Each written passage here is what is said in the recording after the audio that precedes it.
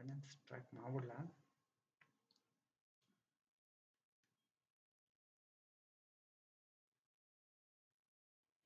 ಕಳಿಸಿಲ್ಲ ಅಲ್ವಾ sir? Final ಆಗಿ ಇಲ್ಲೇ ಇದನ್ನ ಆಗಿದೆ.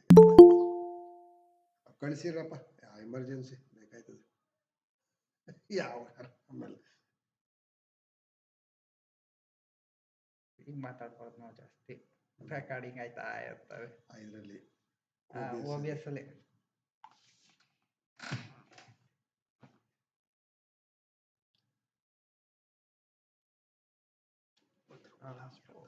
ಉಲ್ಲಾಸ್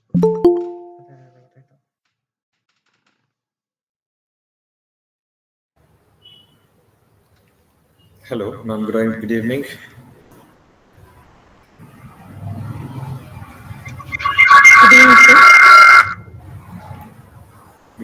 ನನ್ನ ವಾಯ್ಸ್ ಕ್ಲಿಯರ್ ಇದೆ ಅಲ್ಲ? ಕೇಳಿಸ್ತದಲ್ಲ ಚೆನ್ನಾಗಿ?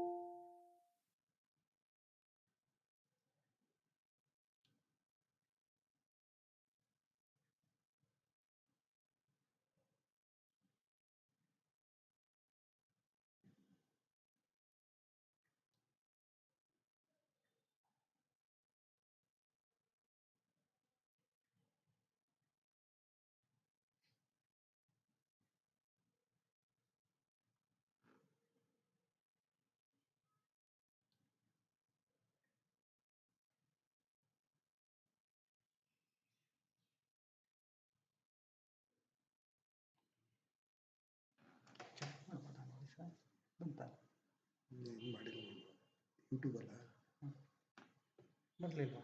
ಓಪನ್ ನಿಮಿಷ.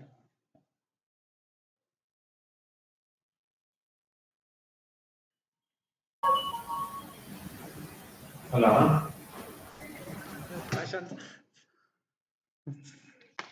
ಪ್ರಶಾಂತ್ ಸರ್ ಚಾಟ್ ಮಾಡ್ಬೋದಲ್ಲ? ಆಯ್ತು ಕಳಿಸ್ಲ ಬೇಡ ಅಲ್ಲ ಸುಮ್ಮನೆ ಅದೇ ಮಾಡಿ ಮಾಡ್ಬೋದಲ್ಲ, ಯೂಟ್ಯೂಬಲ್ಲಿ ಮಾಡ್ಬೋದು. ಈಗ ಅಲ್ಲಿ ನೋಡಿ ಬಂತ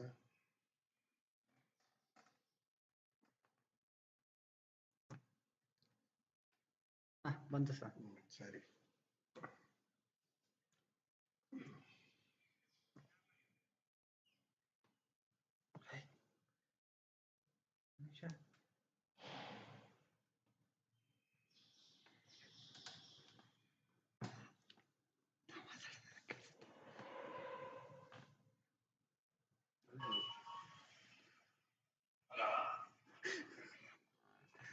ದೂರನೇ ಇರ್ಬೇಕು ಚೂರು ನಾವು.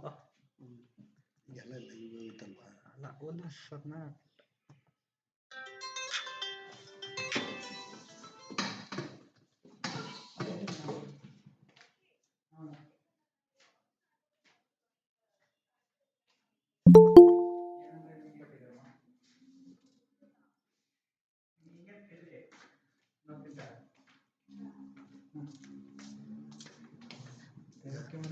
ಚೆನ್ನಾಗಿರಲ್ವಾ ಅಂತ.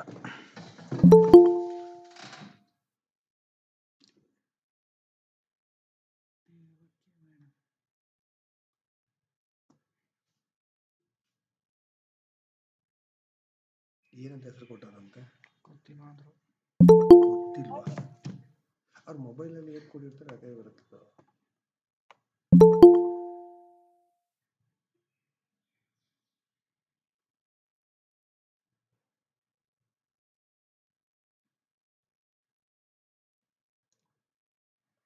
ಅವ್ರಿಗೆ ಬರ್ತಾ ಇದೆ, ಡಿಸ್ಪ್ಲೇ ಬರ್ತಾ ಇದೆ. ಮೇಡಮ್ ಏನೋ ಈ ಯೂಟ್ಯೂಬ್ ಜಾಯ್ನ್ ಆಗ್ತಾ ಇದ್ದಾರೆ ಇಲ್ಲ ಇದಕ್ಕೆ ಜಾಯ್ನ್ ಆಗ್ತಾ ಇದ್ದಾರೆ ಗೂಗಲ್ ಮೀಟ್ಗೆ?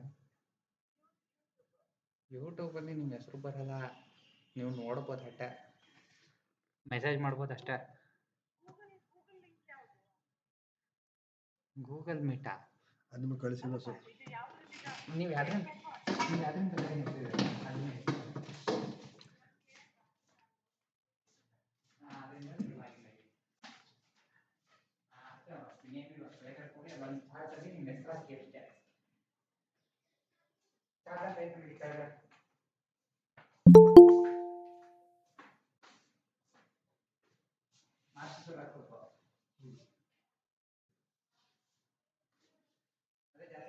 ಅದನ್ನೇ ನಾವು ಮಾತಾಡಿದ್ರೆ ರೆಕಾರ್ಡ್ ಆಗ್ತಾ ಹೋಗ್ತದೆ. ಹಾಂ ಅಲ್ವಾ? ಹಾಗಾಯ್ತು.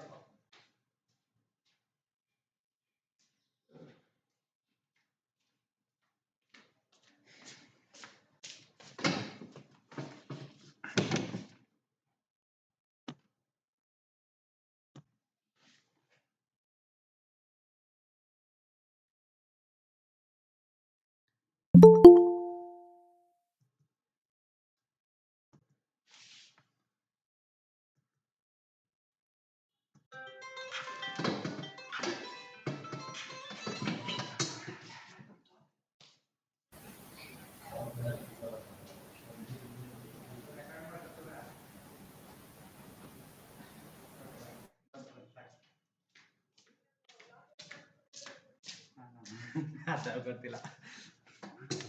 ಹೌದಾ? ಗೊತ್ತಾಗಲ್ಲ. ನೋಡಿ ನಿಮ್ಗೆ ಏನು ಅನ್ಸುತ್ತೆ?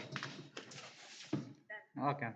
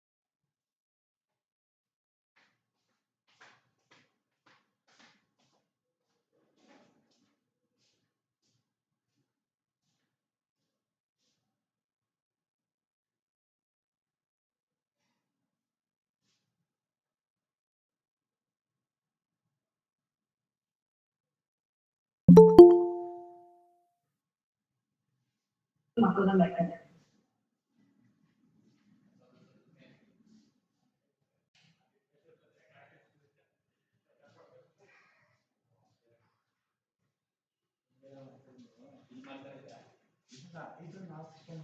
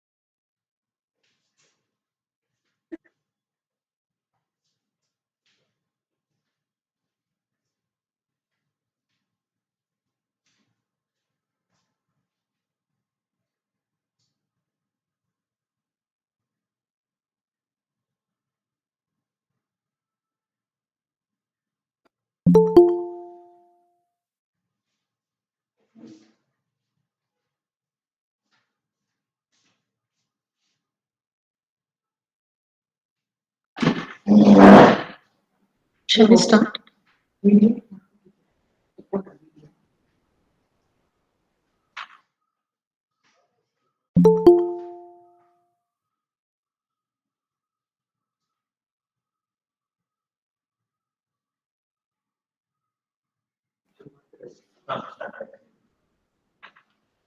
Good evening, everyone. Om Shri Manjunataya Namaha. Myself, Srimati K.S. Sukrita, heading the Computer Science Department and also coordinating this faculty development program. It's my pleasure to welcome you all to the 5-day faculty development program on intellectual property rights organized by uh, Mysuru Makkalakuta and Sri Dharmasthala Manjunatheshwara Mahila Mahavidyalaya in association with the Internal Quality Assurance Cell of our college. As we gather here today virtually, it gives us immense pride to host such a significant academic initiative that aims to empower educators with the knowledge of intellectual property rights. In line with our institution vision, empowerment of women to face the global challenges, this program is a step forward in equipping the academic community with the tools and understanding required to navigate the increasingly vital arena of intellectual property.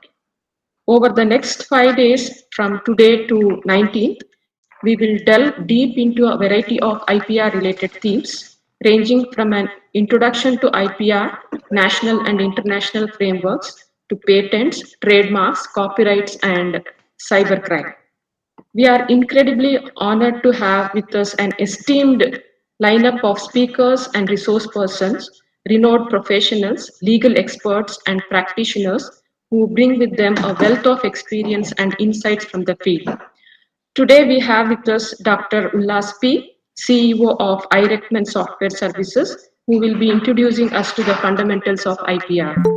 Second day, Ms. Sai Priya Balasubramanian, a seasoned patent and trademark agent, who will be enlightening us on the global and national frameworks. Then we have Ms. Sunetra Derebel Sudhakar, a reputed patent attorney, who will share her expertise on patent life cycles and the filing process. Then we have on fourth day Mr. Irfanullah Sharif, Chief Scientific Officer at Prozai Healthcare, will walk us through the intricacies of trademarks and trade secrets and copyright protection.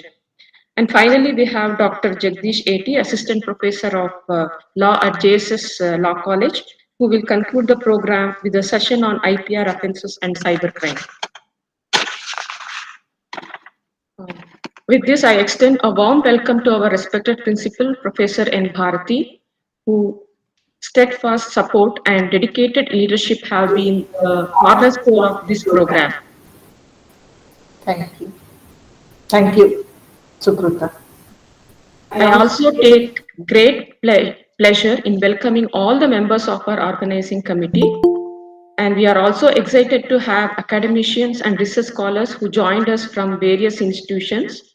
Your participation adds immense value, and we hope this program helps in igniting meaningful discussions and collaborations. With this, I warmly welcome you all once again. Now, it's with great pleasure and honor I take this opportunity to introduce our esteemed speaker for the inaugural session of the Faculty Development Program on Intellectual Property Rights, Dr. Ullas P. Dr. Ullas is a remarkable blend of educator, innovator, and industry professional with over a decade of experience in teaching, training, and project management.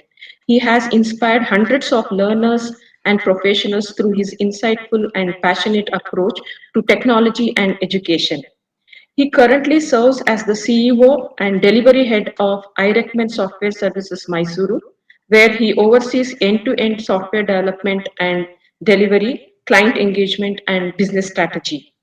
Dr. Ullas' impressive career also includes his role as a senior analyst at Infosys, where he conducted high impact training for over 150 employees, covering areas like networking, project execution, and instructional design. His efforts were recognized with multiple accolades, including the Outstanding Educator of the Year 2024 by Infosys and the Infosys Insta Award for Exceptional Performance. He holds a PhD in wireless sensor networks and MTech in Digital Communication and Networking, and BE Electronics and Communication, all with distinction. His contribution to academia are equally noteworthy, having guided numerous award-winning student projects, published several research papers, chaired innovation councils, and facilitated numerous FTPs and workshops at the state and national levels. Beyond his professional achievements, Dr. Ullas is a passionate trainer and creative thinker. Today, he will set the tone for our FTP with a session titled Introduction and Overview of Intellectual Property Rights, laying the foundation for the discussion and learning that will follow in the coming days. Let us all extend a warm virtual welcome to Dr. Ullas P. We are truly privileged to have you with us, sir, and we eagerly look forward to gaining from your experience and expertise. On behalf of our management, our institution, and everyone present here today, I extend a heartfelt and warm welcome to you, sir. Thank you so much, ma'am. I now request our esteemed principal, Professor N. Bharti ma'am, to deliver the presidential address.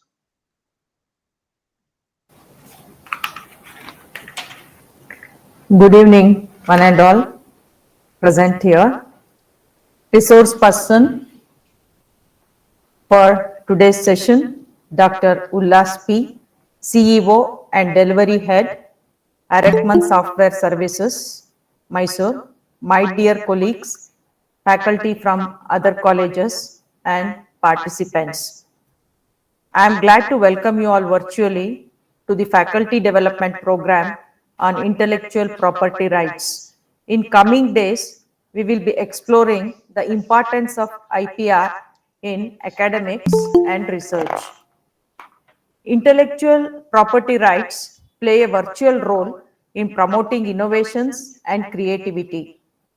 As educators and researchers, it is essential to understand the concept of patents, copyrights, and trademarks to protect our work and ideas. Infringement is also a crucial aspect of IPR as it involves unauthorized use or exploitation of intellectual property, highlighting the need for robust protection and enforcement mechanism. Cybersecurity plays a crucial role in protecting intellectual property rights by safeguarding digital assets from unauthorized access, theft, or damage. This program aims to equip faculty members with knowledge and skills necessary to navigate the complexities of IPR. The next 5 days, we will cover the topics such as patent filing, patent life cycle, trademarks and trade secrets, copyright protection and infringement offenses relating to IPR and cyber crimes, ensuring you are well versed in IPR best practices. Throughout this program, we expect participants to gain deeper understanding of IPR, laws, and regulations and develop strategies for protecting intellectual property. I would like to express my appreciation to the resource persons, organizers, and participants for their dedication to this program. Let us work together to protect and promote intellectual property rights, ensuring that our institutions remain a hub for innovations and creativity. By respecting intellectual property, we will build a brighter future for ourselves and future generations. Thank you. Thank you, ma'am, for your encouraging words. Now I request our today's resource person, Dr. Ullas, to take over the session. Thank you so much, ma'am. First of all, once again, a very good evening to everybody. I hope my voice is clear and audible. Yes, sir, it's clear. Thank you so much. So, thank you so much for giving a wonderful introduction about me. I was not expecting so much.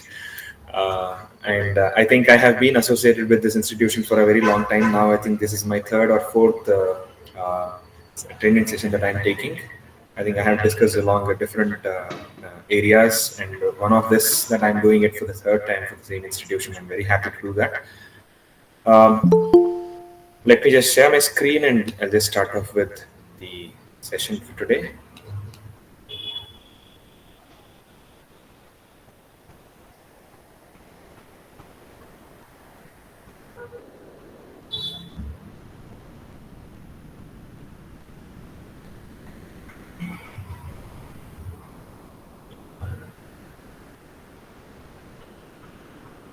I hope the screen is visible.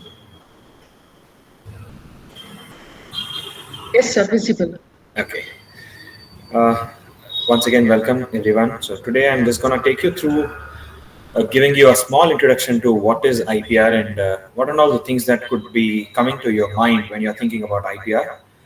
This 5 days program is going to give you a lot of information, in-depth information about each of them, of course. But however, to have those ideas keeping in your mind and you plan yourself with respect to what should be the thought that I have in my mind when I'm listening to the next lecture. So I think this session is going to be that point where I'm going to tell you what are the points that you may have to keep in mind when you're attending the session for the next 4 days. Giving an introduction is definitely an easy task, of course. On the other side, it is also so difficult because I have to filter myself with respect to planning what I should say and what I should not say, so that things which have been planned for the next day should not be disturbed because of what I speak. I hope that I have made this presentation very properly with respect to the points or the conditions that I have received with respect to the today's topic. Please don't mind or take it wrong in any of the situation I speak something which might not be expected. And anytime at any point of time, if you people are having any questions, please feel free to ask. It might be on this chat box or through the coordinators if you're attending through YouTube. So myself, Dr. Ullas, and I am the CEO and delivery head at iRecMan Software Services. This is one of a very new startup that has been started from last 1.5 years, and it is a big privilege that I have taken up with respect to taking a big role to play here with them, and uh, this actually have helped me also in terms of taking or learning a little bit more about IPR, because as and then I am entering into the software industry, the more amount of work that we do or the products that we actually do, it is very important for us to keep the rights with us. But there are a lot of limitations with respect to it, which I'm going to discuss in the upcoming slides. So today's session is going to be something like this. So we speak about the introduction, what is this intellectual property is all about, and what kind of rights that you're going to get, right, with respect to it, and what are the different types of IPR that we know, right, to understand for what purpose we are going to take intellectual property and how the intellectual property is given, why is it very important, and then we'll try to understand what are the different keywords that we have in IPR and different other formats of IPR. These are going to be the agenda that here. And for each of them, I think you have each day that is being dedicated to learn more about it, including the process of patent filing to that of how your patent is supposed to be carried forward and how it is to be used, and also to speak about the infringement.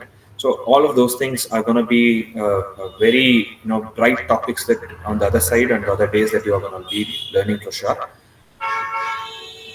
So first of all, let us try to understand each of the keywords that we have in it. We might speak about intellectual property rights. Definitely, we will all know about the word rights very properly.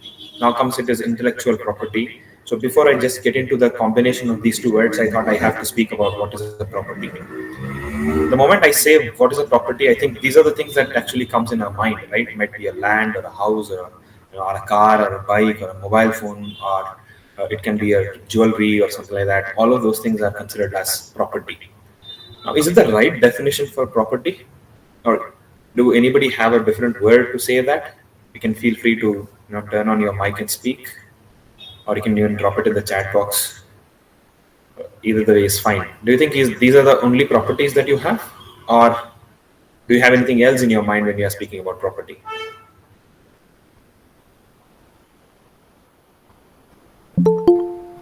I do know that, even if you ask me as a property, if I'm speaking commonly in with anybody else, if I say what property you have, I would definitely speak about I have a land or I have a site, I have a house. These are the things that we actually speak about. But legally speaking, when we are speaking about property, are these the properties? It's a very important question to answer, right? No, these are not the properties. These are objects, right? Land is an object or a physically presenting object. It is. A car is an object. If I say what car you have, we usually say I have an item, or I have Kia Seltos, I have a BMW X7 and X5 and all of that. So does that mean that all BMW X7s are yours only?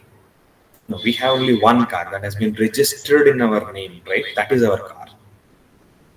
But in a common language, we might say that what car you have? I would say I have a Hyundai Grand i10. So it's a car. So now, how many cars are there? I think in India we have more than 3 lakhs of Grand i10 cars are there. Does that mean all Grand i10s are mine only? Do I own them? No. But the other side, there is another question to speak about. Now, who is manufacturing that car? Hyundai, right? Now, does that mean that all Grand i10 cars are owned by Hyundai? No. The moment that I purchased it, now it is mine. Now, how do I differentiate whether that car is owned by me or whether it is owned by the Hyundai, who is the manufacturer of it?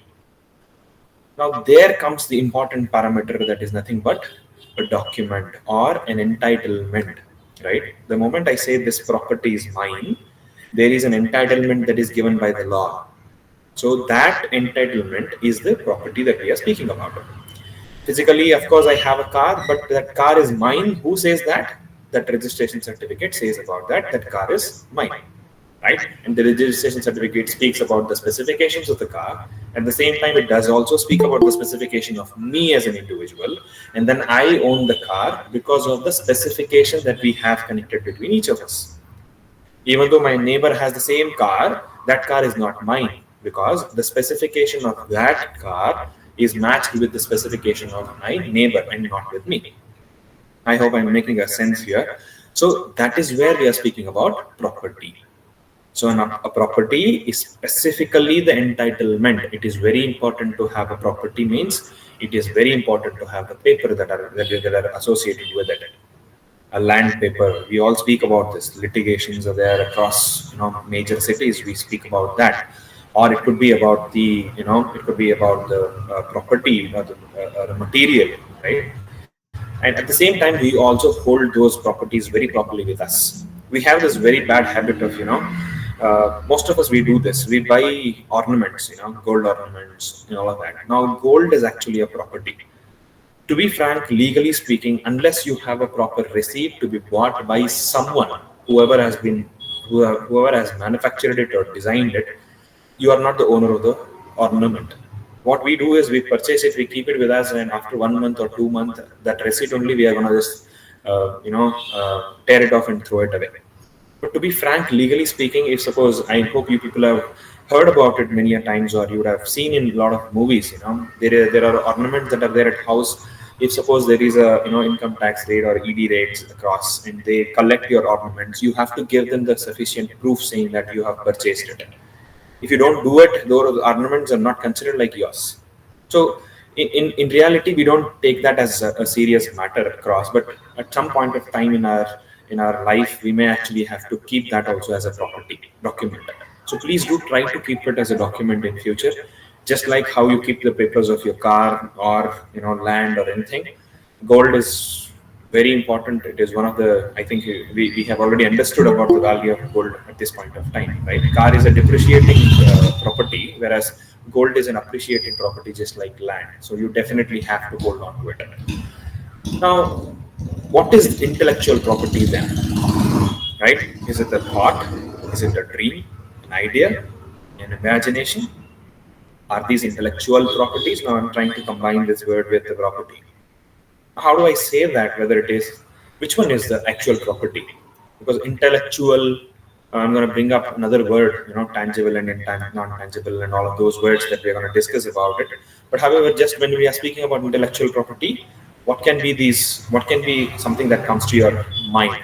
Is just an idea, a thought, a dream, That's it. Or do you have something else in your mind? If you have anything in your mind, you can just share it with us. To be frank, the intellectual property is something that is not just a thought, not just a dream, not just an idea or an imagination. If I just dream about something, it does not mean that I can own it. If I just think about something, it does not mean that I can own it. Even if it is a wonderful idea that I have in my mind, we always see to this. Most of you would have experienced it as well. Sometimes you would have thought about doing something. Let's say a small, simple example I would try to give you of my own. And I was thinking about, starting one small coffee shop near my area, near my residence. So it does take a lot of courage to defend in many different ways in terms of starting a small business.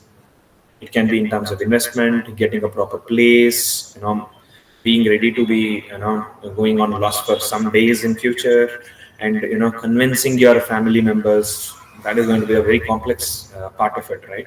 So all of these things were there. I have dealt through all of those things, and I was not allowed to take the decision of initiating with respect to a coffee shop. But after 6 months or so, when I saw that there is a coffee shop getting opened, and initially for 1 or 2 days or a week or so, I saw that people were not going in there. And at that point of time, including my parents or my spouse, started saying that, see, you are planning to do this, and now it is empty. If you had done this, you could have gone lost.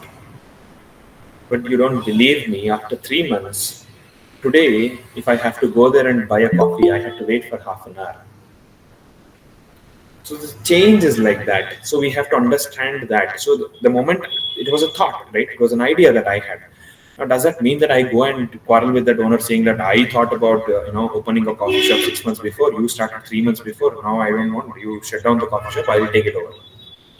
Will it be legal or logical to speak about that, or can I do that? Definitely no, because an idea is just an idea unless it is implemented to become a valuable property or valuable thing. You cannot hold or define that as a property. So what is this intellectual property is all about? This is nothing but the work of the brain or brains, right? Demonstrating a legitimate outcome in the area of industry, science, literacy, or art. Right? Intellectual property can be in different areas, right? So it is the work of the brain which actually produces a legitimate outcome. There must be an outcome that you have, right? It is very important that I do that. I do have that. So I might have thought about 100 things. Now, unless it is brought out and there is something that actually showing it as serving a purpose or solving a problem, that idea or the work of the brain is not considered to be an object or a virtual object as well. So unless it shows something as an outcome, we cannot hold that as a property, right? Just to give you an example, I don't know how many people of you have heard of something called as ANSYS. It is an antenna design and simulation software, which actually works completely based on, including the MATLAB also we can speak about, which completely works completely based on Maxwell's equations of electromagnetic theory. Now, when we are speaking about the theory has been derived by a very famous Maxwell, and at the same time it has been now utilized by a company who have built something over it, and they hold the copyright or an IPR for that software. Of course, we have a lot of people who are actually competing with them, but at this point of time, if you ask me, even though there are multiple competitors across them, they are doing wonderfully well because their behavior or their method of imagination and ideas that they have brought into the software is way different from others.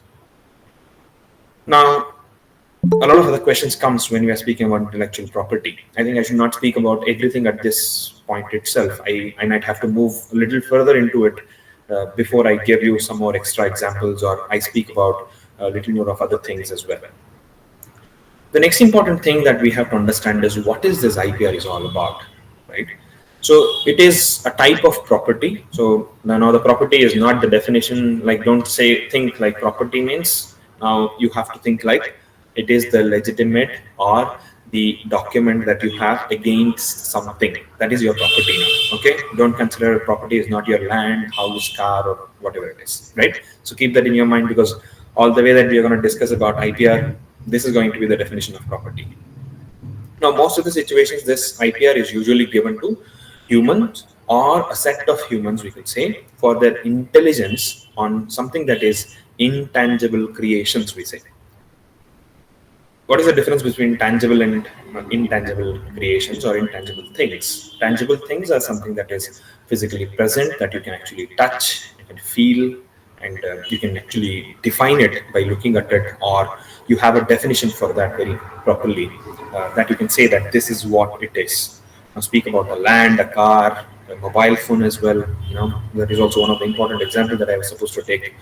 And then it could be anything else similar to that. So all of those things are considered as tangible items. So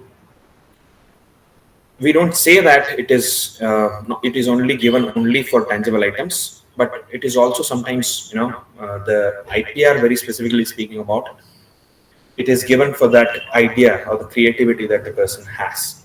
We'll speak about multiple things or types of IPR when I discuss about it. I think I'm going to bring you some other different type of examples and what and all things can happen. How do you actually manage it, and all of that we will discuss. And at the other side, it is also a legal privilege that is given to the creator or the inventor in terms of the intellectual work, so which grants the sole right to exploit what they want to do and what they don't want to do. This property or the right is going to tell or give the complete authority to that person who actually invented it or who created it, and has the complete authority on what that person wants to do with it. Whether I want to sell it, I can sell it. I want to give it on a rent, I can give it. I can give it as a copy and I sell it, I can do that, right? Or I can even keep it with me and I don't want anybody to see that. It's my wish. But when it comes to IPR very specifically, including the legal procedures that we do, the most of the situations why we do IPR is because to make sure that I'm going to be making some money out of it. I'm going to take that idea or my, the thought that I have or the creations that I have done onto the market, and I actually make money out of it. It could be an industry or an art. It could be anything of that sort. That is the most or one of the important reasons why we do it. But it is not limited to it. There are a lot of different people who have defined something, designed something, created something, and they have taken IPR and kept it for themselves. There are people of that sort as well, wherein others are not supposed to redefine it, right? So that is going to be the right. And what is going to be the right that is given along with that? How do you exploit this right and all of that? That we will try to understand individually one after the other. So what are the different types of IPR we have? Which one do you say that is the correct set of IPR that you're supposed to look at? So when it comes to very basic or important ideas, IPR types of IPR when we are speaking about, the first is basic one that we all hear to it many a times in a day or a week, right? It is copyrights.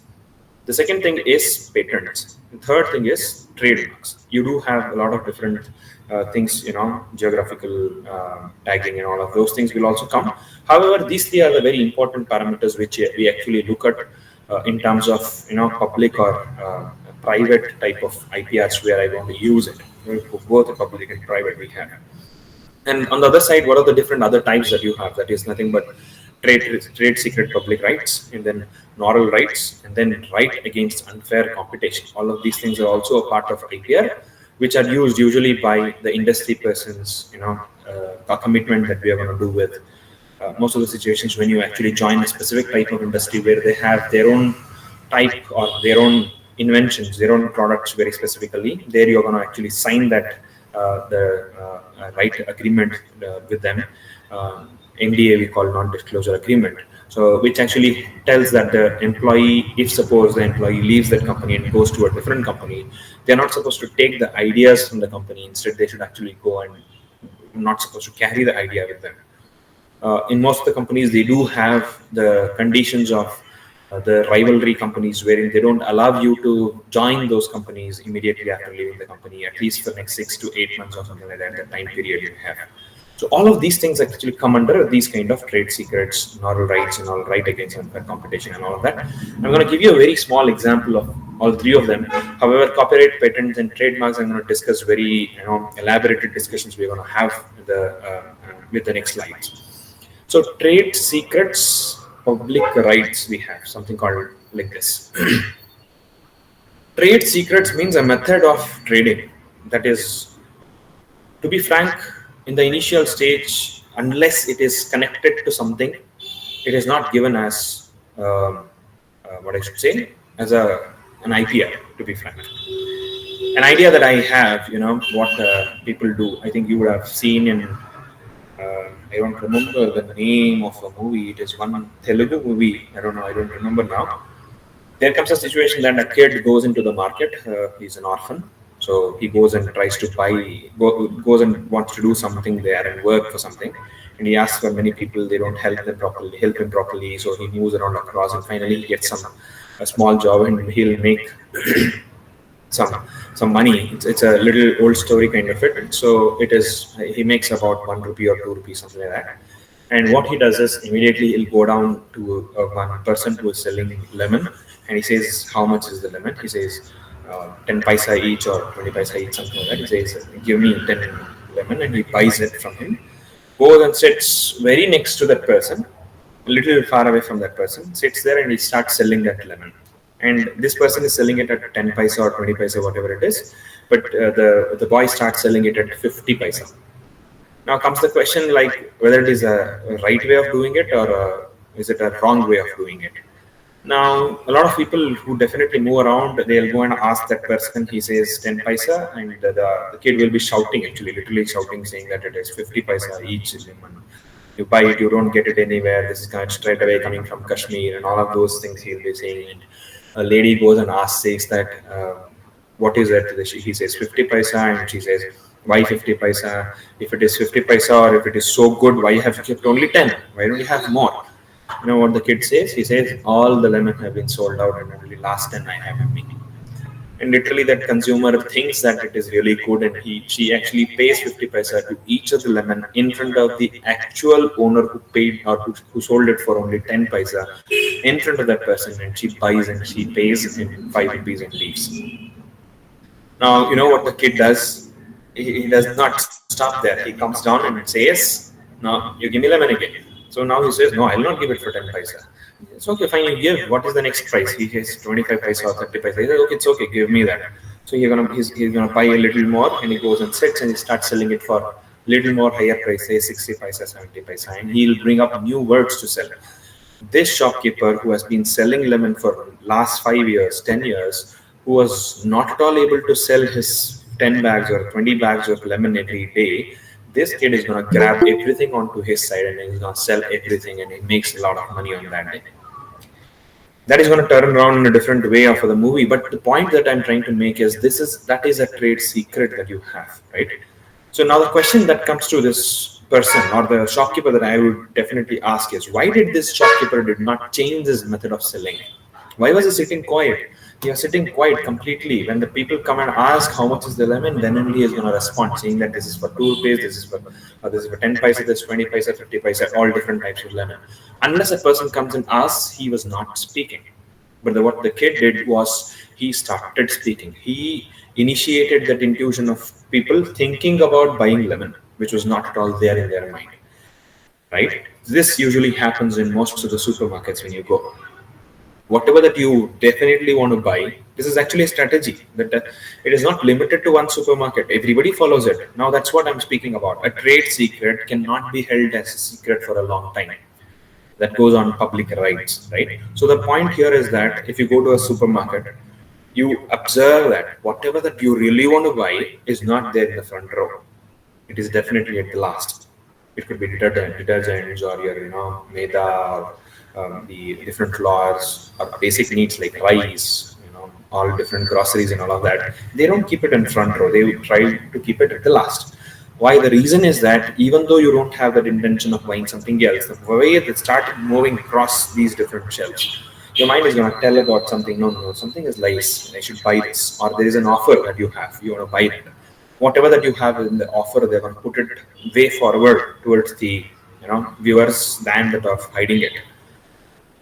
So these are the intentions that we want to create. And at the same time, you believe me or not, when you go and stand in the queue of the cash counter, you can actually see some of the baskets of small items, which can be sometimes chocolates, small gift items, toys, and all of those things are usually kept in that place. Why? It is because most of the situations when these parents or anybody who go there, they go with kids, and the kids are going to be attracted while they're standing in the queue. It's not just because they are passing. Most of the situation this happens. We always avoid our kids looking at a shelf because we pass very quickly. But when you're standing in the queue of cash counter, you can't do that. You have to wait there for the next 5 minutes or so. While the kid is standing there, the kid will observe the things across and they are gonna ask for it.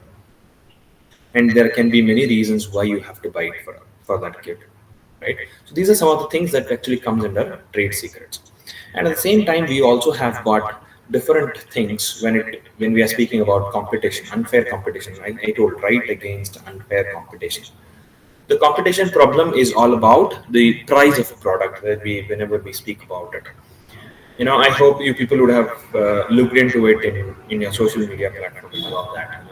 Apple, they have produced something called as AirPods. I think, AirPods or iPod something. I think Apple Pods, AirPods, something like that. They have, AirPods only, second generation, which actually costs around 21,000 rupees or so. In reality, if you have to buy the original product, whereas you also have a copy of it which is available in the market for 2,000 rupees. Now the question is it a right way of selling it? Are you supposed to buy it? Now, when it comes to buying, it's every individual's decisions. Now, whether the Apple is going to fight against it, we did not see much about it because there are many reasons why Apple do not do that. The quality that they give is very different from that of what the others can give, and the way that they manufacture the product, the materials that they use could be completely different from the other side. And the person who is very much connected with the Apple products might not be looking to buy that the fake product. On the other side, it could also be helpful in terms of reaching out, freely reaching out to a larger extent. And the other example that I have, which I usually speak about, is about the product and the way that you want to sell it. Now, the Apple sells it in one way, and if you all know the product that is Xiaomi, who is nothing but the Mi or Xiaomi or Realme and all of these products that they own, they are going to sell it in a very different way. What the target of the Apple, or if you go and ask the salesperson of the Apple, what is your target? He says, I have to sell 10 products in a year or 10 products in a month, depending on what kind of product I'm speaking about. Don't consider like only 10 phones they want to sell. It might be 10 phones in a month or something like that. That is the target they have. But if you go and ask people who are selling Mi, their target will be 10 phones in a day. And the question is like, how come they can have a big difference of so? An Apple phone that you want to buy might cost you around 1 lakh, whereas the Mi phone would be costing around 10,000 rupees on an average, I'm speaking. Now, either of the side when you're speaking about, when you consider the overall earning of that product for the company, it could be equal. Now, the only difference is that Apple wants to put less amount of importance on selling it instead of giving more importance on that of making it better. Whereas the Mi has in a different way. Instead of making it more on a quality basis, we want to give more amount of quantity on the other side. So they want to sell more products. So people who buy it for 10,000 rupees, uses for 1 year, 2 year, they are happy to change the phone. But think about a person who would have paid 1 lakh rupees for the iPhone, and that person is not ready to change in the next year because he has invested a lot. A lot of situations are there for us where we speak about having an EMI running still, right?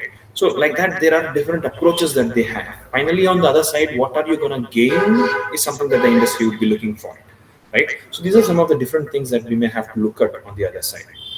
Now, let us try to understand about any of these types of IPR, and I'll try to give you a brief of each of them, one of the other now. So what is a copyright?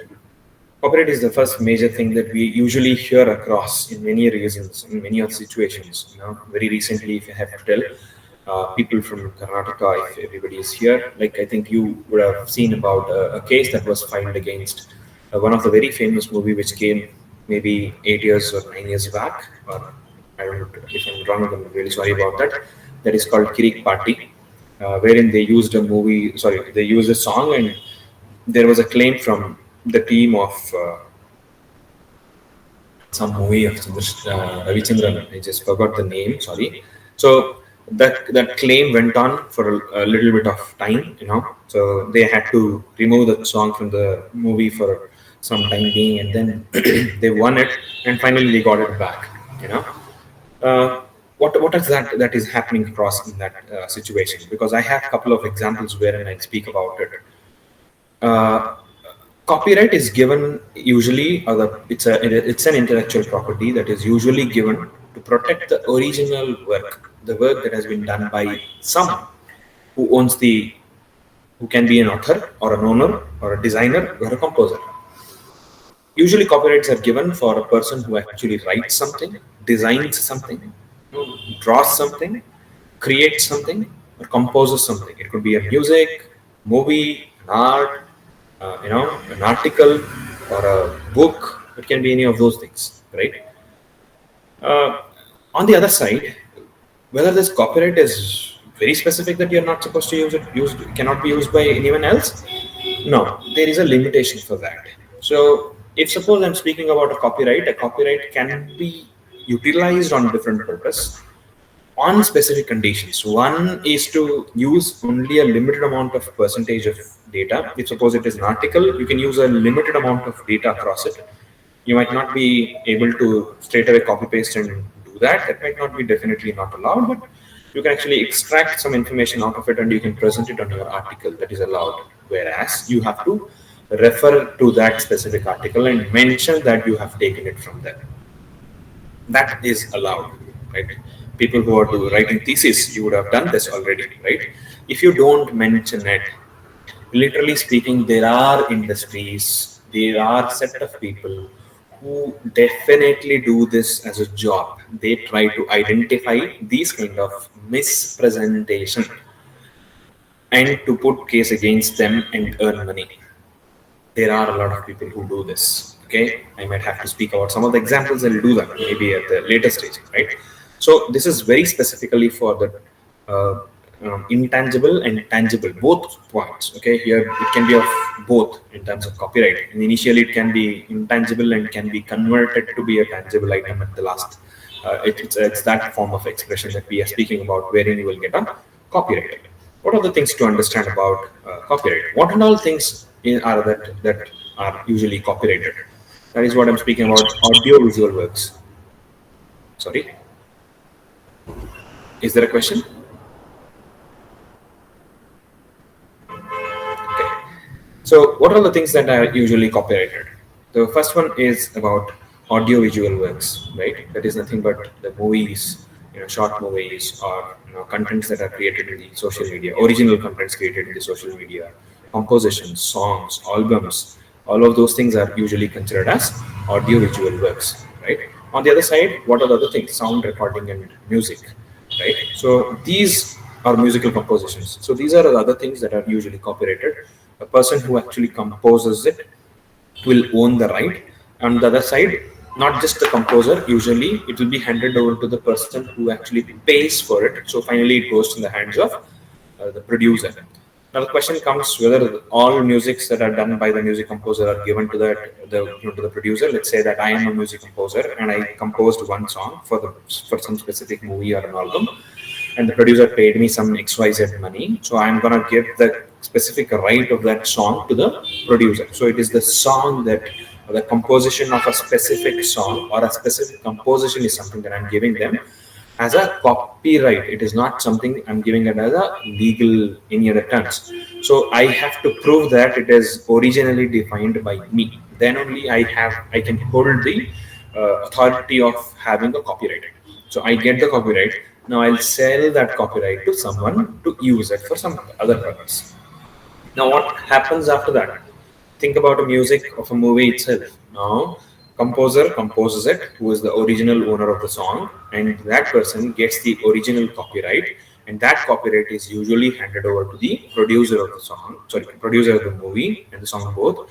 The producer holds the right of that copyright of that song, and that producer is going to sell it to others in terms of utilization. It could be for the song purpose only. You speak about Spotify or Wings or different audio, platforms you have where you can actually listen to music. That is going to be the one of the platform. On the other side, the producers also have got the rights of selling the entire content. I hope you people know today that is, dubbing movies, instead of and remake movies, both of it.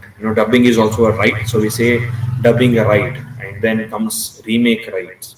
So you have a movie that has been done in different language, and someone wants to bring it to our language. You can actually do that, and by paying some specific amount to the old producer and get that complete script or value of it, specifically documenting it, saying that I'm going to recreate the entire movie in my language or a different language or a different place. All of that will matter a lot when we are actually bringing it across, right? So similar to that, we can speak about even the written works. That is what I was speaking about. It might be your articles, your papers, publications, your book, textbooks, and all of that. Even in textbooks, it is very important that if you're writing a book and you're taking some data from somewhere else, it is very important that you actually mention it. And then visual works, like that is nothing but your art, a painting or a sculpture.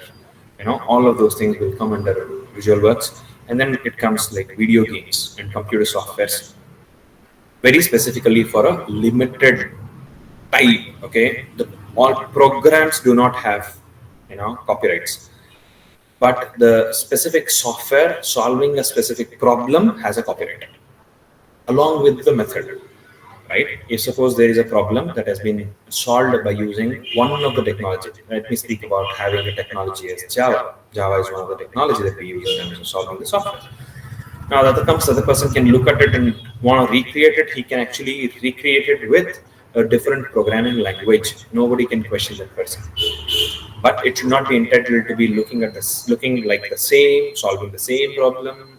Everything is same means it's going to be a copyright issue. Whereas if suppose it is having some additional features or tackles a different approach altogether in terms of solving the problem, or presents it in a different way. So all of those things cannot be given as a copyright. It does differentiate in that terms. So there are legal complications. Or one of the author, I think, one of the renowned speakers speaks about copyrights or IPR very specifically, and he says that what is an IPR? IPR is nothing but a broomstick, right? Why does he say that? Is because a broomstick is something that is made of multiple sticks, right? Or a bunch of sticks we are speaking about. Now, bunch of sticks means each of the stick is actually a right that we are speaking about. What can be done, what cannot be done, both are actually defined in that stick. So you put together all of them, then only you can actually say that it is the right or the IPR that we are speaking about. Like that, for each of these things, there are limitations and conditions, how it is supposed to be used and how it is not supposed to be used, and what is the duration and all of that. In most of these copyright very specific things, it can be visual works or musical compositions, movies, or rights of all of those things. They usually stay for a time of the life of the actual owner, and after that for about 50 to 60 years as per the legal definitions that we have with respect to that of India, right? So for an example that I have to give, I have pulled out some of the examples here. Okay, so the one of that is Ravi Verma's paintings that we have, so those are some of those Ravi Verma's paintings which have come after a long time. And then we have a lot of books which have been put across, and then compositions, different compositions, including Rabindranath Tagore's compositions, including the other utilizations like painting, like Ravi Verma's painting, which actually, see, the Ravi Verma died in the year 1906, and all those images of the painting works that Ravi Verma did became public automatically after 1966. Today we can actually use those images across, or we see those images across posters, printers. It could be a book or some posters. Everywhere we can use it. But originally speaking, whenever you have a copyright which actually you hold the creation of something, you cannot simply use it unless you get the opinion or acceptance of the actual owner, which we, most of the situations we miss it.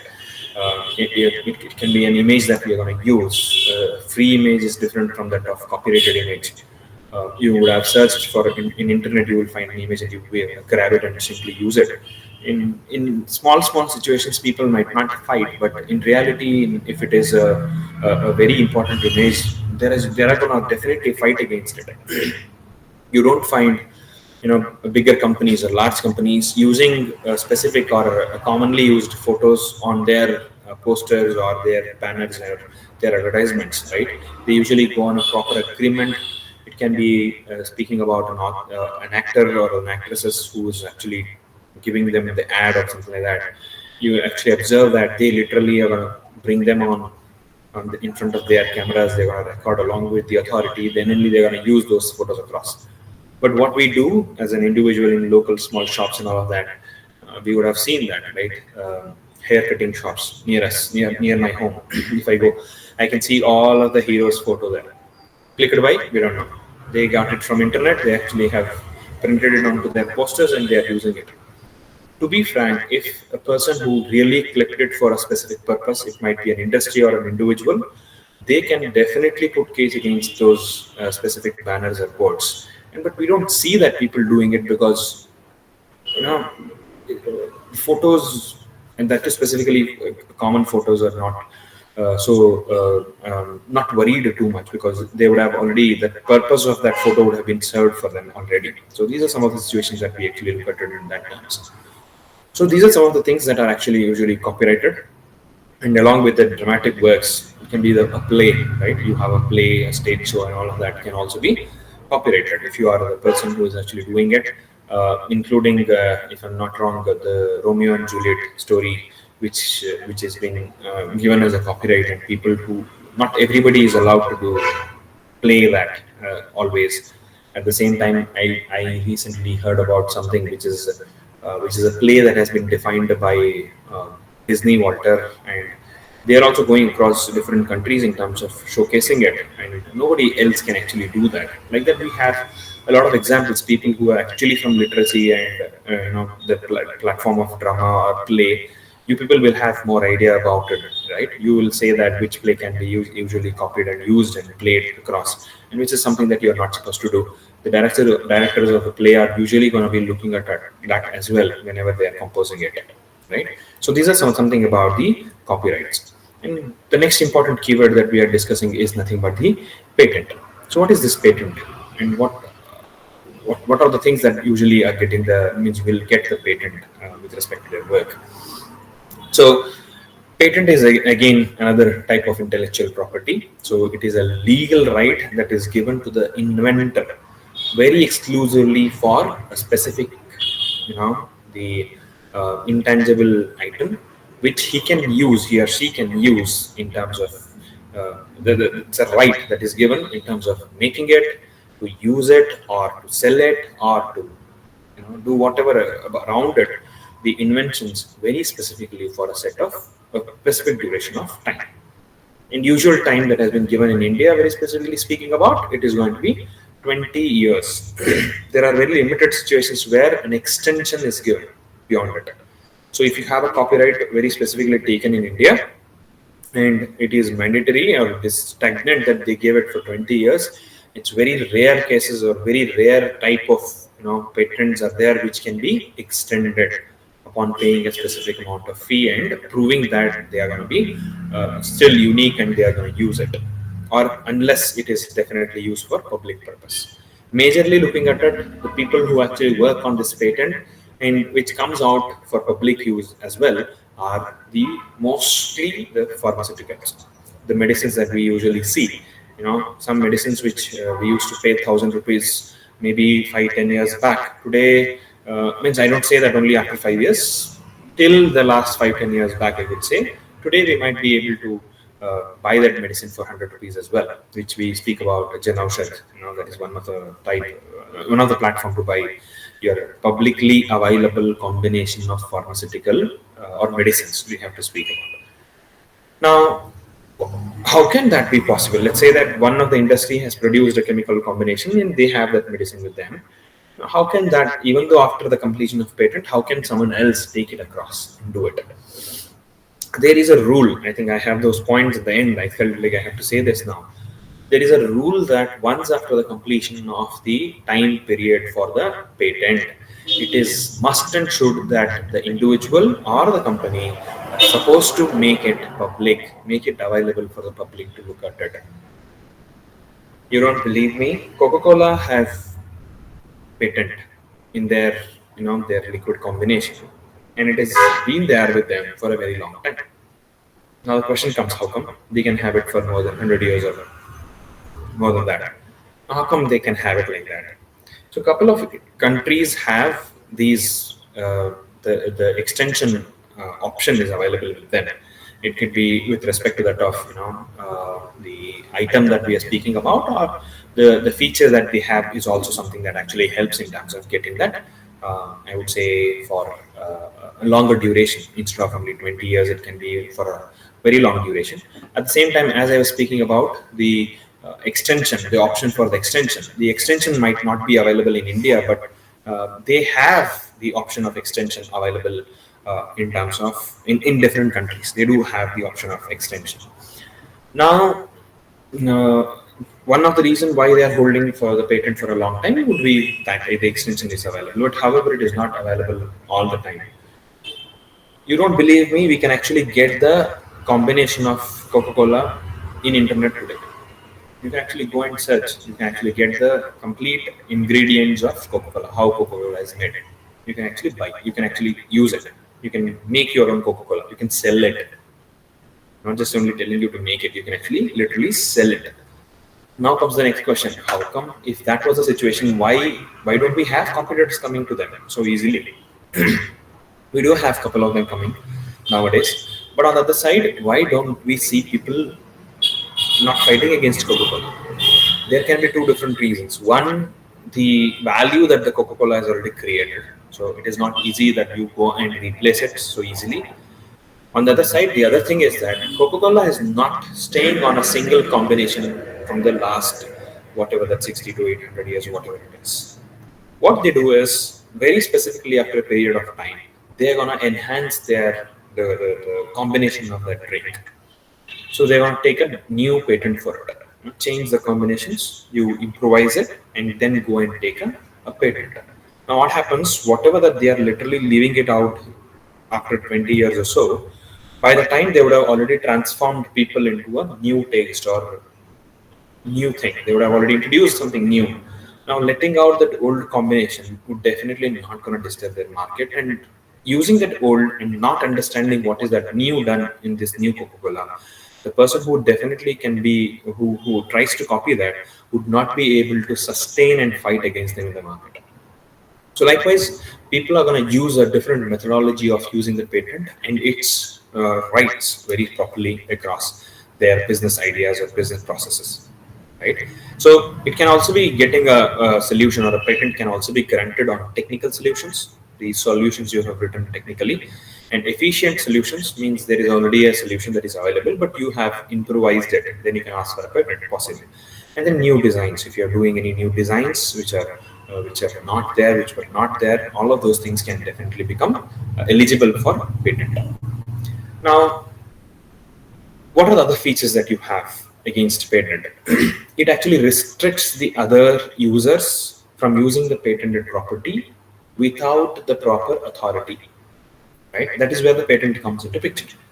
Now, I actually, let's say, I have defined one new solution for some complex problem. Now, if I get a patent for it, the other person, anybody else, whoever wants to use my solution for their problem is not allowed to do so. We speak about a lot of, in today's situation, we speak about applying for patents and all of that, right? This awareness has come to us in the last maybe 3 to 4 years or something like that.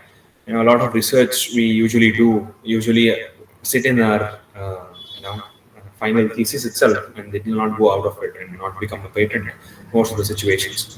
It is very important for us to think about getting a patent done, because if there is a unique solution, then it is definitely something that is valuable and can be taken as a patent, which can definitely help us in terms of getting something in return. It can be money or fame a lot of things, but it makes the other person not to use it so easily. If you don't get the patent and you have a very nice solution, people can definitely use it. It does not.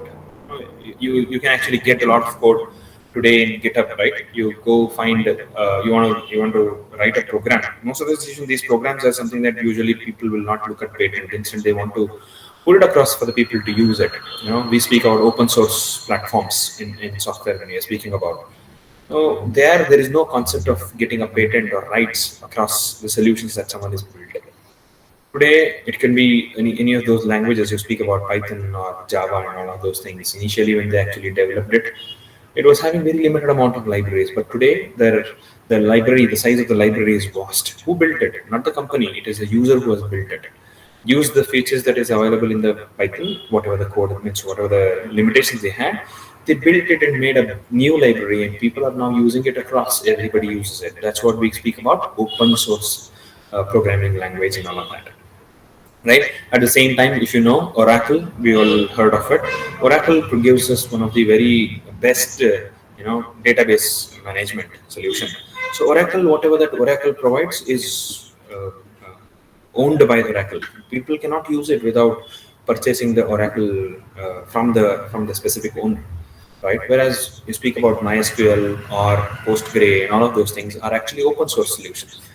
I can simply download the software and use it, start using it without any, I don't have to pay anybody, I don't have to do anything, for a limited purpose. If suppose there is a need for any space or something like that, I may have to pay for it later stage, but I can use it. So these are the different reasons. If you get the patent, what happens, and if you don't do it, it can be purposefully you may not purchase it, or you don't want to take the patent. Most of the situation happens of that sort as well.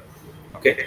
And what other points we have? It is like it can't be recreated, can't be sold, can't be shared without the approval of the owner. So let us say that I have defined something, or I have created something new, and I own the patent for something, and someone XYZ came and bought it from me. So I have given that patent to one individual person. Now, when I do so, whether that person is allowed to sell it to someone else, that comes under the conditions where, and I'm selling it, how have I put the condition? If I'm saying that it is to be used by others, or the person who is buying it, and not to be sold to someone else or shared with someone else, it is not allowed to do so. Consider, literally speaking, the OTT platform, whatever that we are buying, I will purchase the OTT platform for my own purpose, right? But do I keep it for myself? We actually share the credentials to my friends, colleagues, cousins, and everybody. If suppose that login allows 5 users, all 5 will have the credentials. But to be frank, is it legally allowed? Now comes to be frank, when I have to speak very much legally speaking, it is not allowed. Now, how come that there is one more who actually gives that as a solution? I forgot whether it's something they call it as a play, some Tata Play, or no, not Tata Play.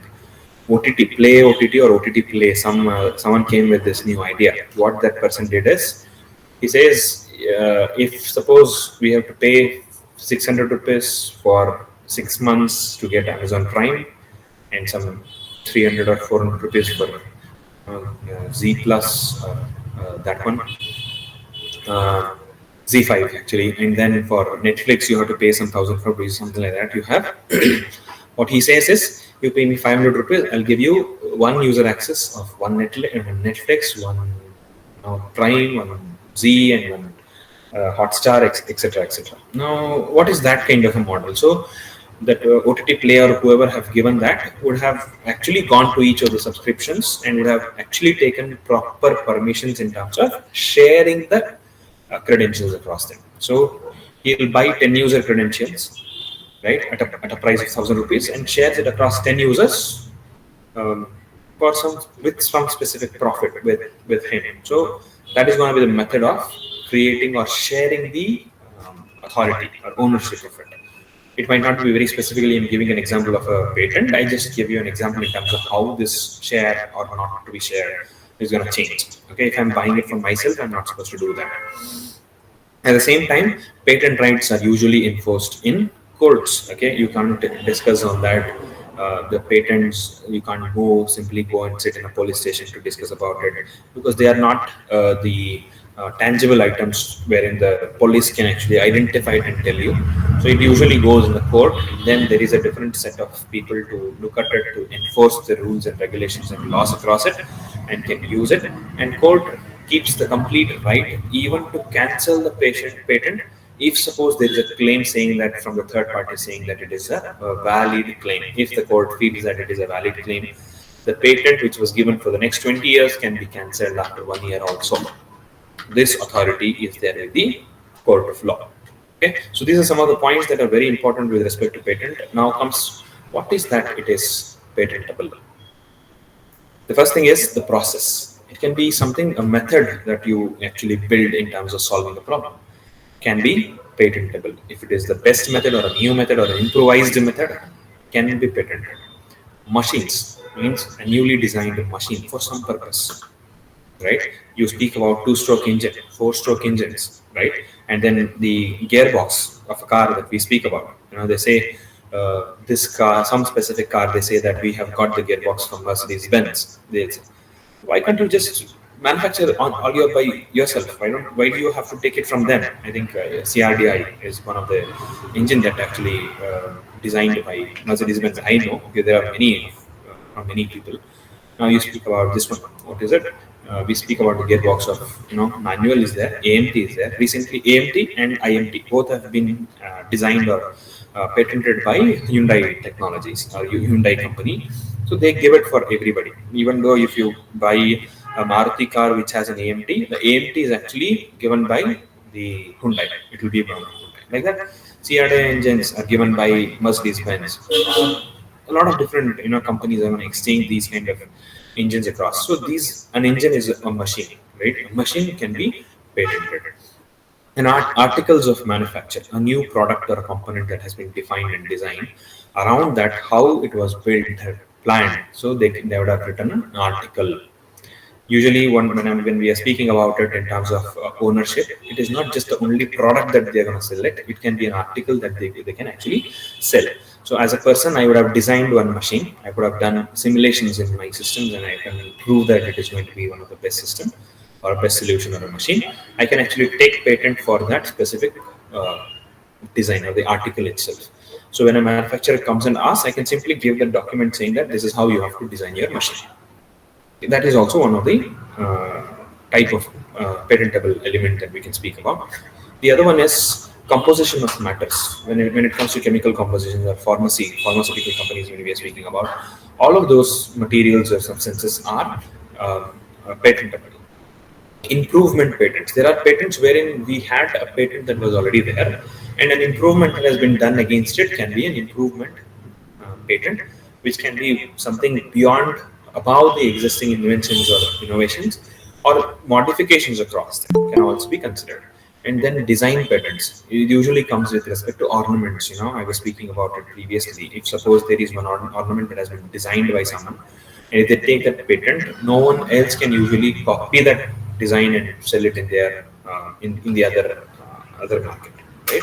So that is going to be design patents. The last thing is plant patents. We don't believe this, but still, yes, there is a patent for plants as well, but very specifically for a type or a variety of a plant. It is not open for all or not for all plants. It is not available. So I don't say that I have a mango tree, can I take patent? Not allowed, because it's generally available. But instead of that, when you are speaking about this one, bonsai plants, very specifically some set of combinations of bonsai plants, you can't simply, grow it by yourself or simply take it from someone and keep it with you. Unless you get the right to buy it or use it properly, you cannot bring it across. Like that, you have limitations with respect to that. So these are the items that usually are considered as patentable items. But there are something more that says which are not patentable. And an abstract idea means I thought about something. I have an idea to solve a problem. That idea which I have in my mind, which does not have an implementation, is not patentable. Or a general concept. Don't say that, I want to cross a road. I have an idea to cross a road. What? I will cut to the right side of me and then the left side of me, and when there is no vehicles crossing or moving across the road, I'll cross the road. It is a general concept. We are not supposed to ask for patents for that. Not allowed. Principles. You already have principles, right? It could be principles with respect to it. It could be technological principles or social principles. All of them are not patentable. Mathematical formulas. If suppose there is a formula that has been derived from something, you solved it or you created a new formula to solve a problem in a very nice way, and it is a general formula that you are trying, or a general problem that you are solving, then there is no patent that is allowed. But if you have a specific relation with respect to a scientific solution and you have a mathematical formula, you can ask for a patent. Okay. Then comes laws of nature. You don't have authority to take patent against the truth of world or fundamental truth of world. So usually we speak about that, and these three things, whatever that you have, that is laws of nature, natural phenomena, and discoveries. These three are things which are related to nature. You discovered something which was already there. You can't ask for a patent. You can say that I discovered it, I'll own it. You can't do that. You want to say it to everybody, you say that, and then everybody gets access to it.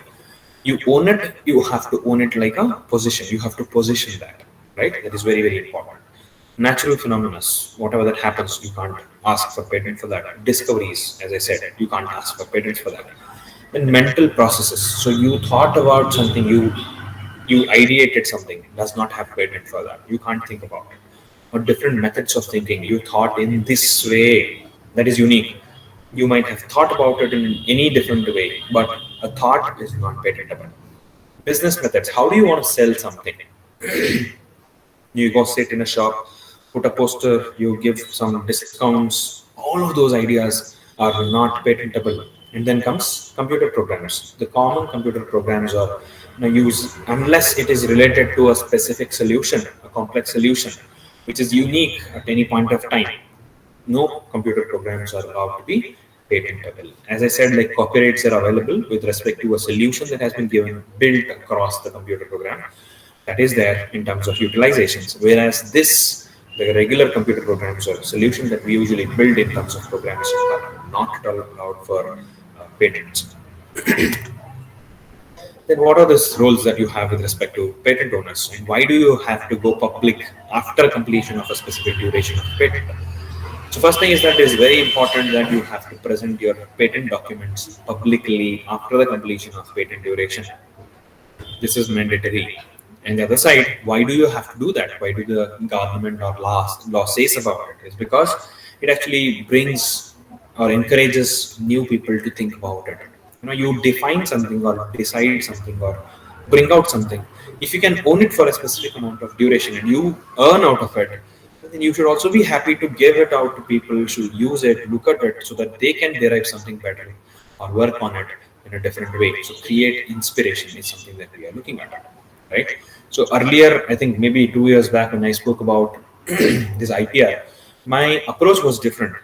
My approach was why this IPR has been introduced, why this law has become more strong nowadays. Those were the points that I was speaking about. Today, I don't have to speak about it because we all know that how important this patent is or IPR is, right? But today we have to speak about the overall next stage of it. You have a patent, you have enjoyed that ownership because you have designed it, defined it, whatever it is, and you have made a good amount of money out of it. If that is the case, then it is very important that you tell the people that how did you do it? What is your design look like? What makes it unique? What makes it to be capable of getting a patent? That is something very important because it can be inspiration to someone else. This is one of the reasons why it has been made mandatory for anybody to put their specific patents to be put out. And the last type that you have, it's a very simple one that I have, is nothing but the trademarks. A distinct sign or identification, a logo that is given in terms of identifying it. So you could have seen in terms of multiple things, Coca-Cola, only was speaking about. Coca-Cola have different beverages. It could be, I think if I'm not wrong, it is Fanta, Thumbs Up, and all of that. So you can actually see that against the name, they would have written TM, right? So they have a product. That product has been brought into the market in a specific name. The name does not have anything to do with the actual product. So the chemical combinations, they can't put it across, right? They are going to sell it with a trademark. let's say Dolo 650 is one of the medicines that we all look at it, right? But what is it? It is a paracetamol combination of medicine. And the paracetamol is the actual combination, original combination, which might not be feasible to put it as a name so that the people can actually remember and use it. So what they do, they actually brought out a name called Dolo. Now Dolo is a name that has been trademarked by a specific brand or a pharmaceutical company, and they can sell it with that name, right? It is easy to identify a specific product, so we use the trademark in terms of that. And why do we have to go for trademark? Is because if suppose that name is unique and has been representing something very properly, then there comes the trademarks to be more efficient. So we don't want that name to be used by someone else and should not be referring to a different product altogether. Then the value of the name and the product and the relationship that you have between them is going to be lost. So that is where we actually speak about trademarks. So it is a distinct sign that identifies a product or a service and differentiates it from the others. That is where the trademark comes into picture. And this usually protects the brands and prevents others using the similar marks on their marketing or their usage. When you speak about Reliance now, if you recently we saw that the Future Group was acquired by Reliance. So earlier you used to have Big Bazaar. Now Big Bazaar was a specific trademark that it was used by the Future Group. Now the Future Group is the owner, still owns it. Now the trademarks were there with them. Now what they have done is the entire Future Group is not sold to the Reliance. They have given some specific part of it. Now Future Group would definitely say that you don't use my names because I have the trademarks. I own it. So what Reliance did, they renamed all of them, right? They called it as Star Bazaar, and there was something called as what is it? Brand Factory. Now I think it is something called as some other name is there, some factory is there. So these are some of the names that they're going to use or new trademarks that are created. You can't simply say that a clothing retail industry of retail as a brand. You can't say that. So you usually use the brand names in terms of making it easy for the individuals to remember, use, and express it. Right. So it is very important. Now, the next important thing that we have is stages of IPR. What are the different stages that comes into IPR when we are speaking about it? I'm just keeping a very brief of it. I'm not giving a big expansion because we do have a specific speaker speaking about it in the method. First stage is creation, so wherein you actually think about something or a new idea that you actually come up with. That is going to be the stage called creation stage. The next thing you have is innovation. With respect to that idea that you have brought out some solution that becomes innovation. You have a new idea, brought it into a new design altogether. The next stage we call it as commercialization. So you have got something out that you can actually present it to someone or make it to be used by someone. That is what we speak about commercialization. If it is capable of commercialization, then you will be able to get the protection. So protection is nothing but your idea has been protected or registered under the law so that no one else can easily copy it or use it without your authorization. That is where protection we are speaking about. The last one that you have is law enforcement. Whenever it is really required for anybody to secure, to make it yours, it is only owned by you. So it is where we are speaking about law enforcement that is possible, right? So these are the different basic stages we have, even though we have a lot of different stages to be considered on the other side. It can be with respect to reliance, relevance with respect to what kind of IPR that we are speaking about. Have we looked into the possibility or the position of the IPR already with respect to the solution that we are speaking about?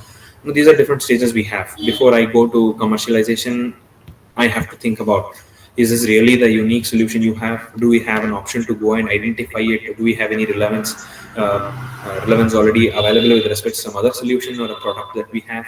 And do we have any opposition from the other side when I'm publishing it? So there are a lot of different stages that you have with respect to that of work, whatever we have.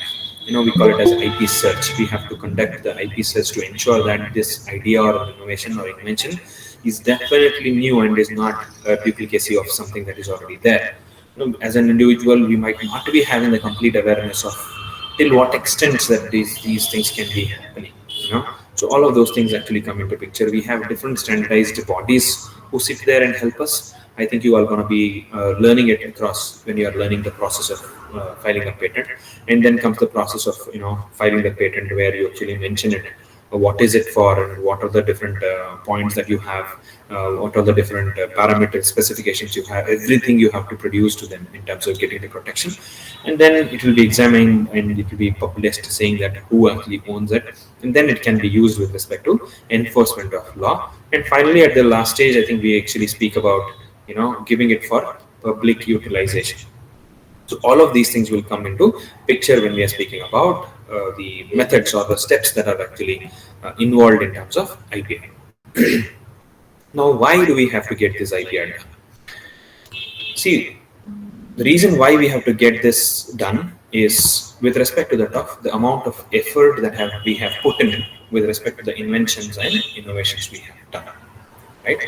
So when we are speaking about it, if there is an effort or time, it can be time, money, a lot of things could be invested across, so those investments have to be validated or valued.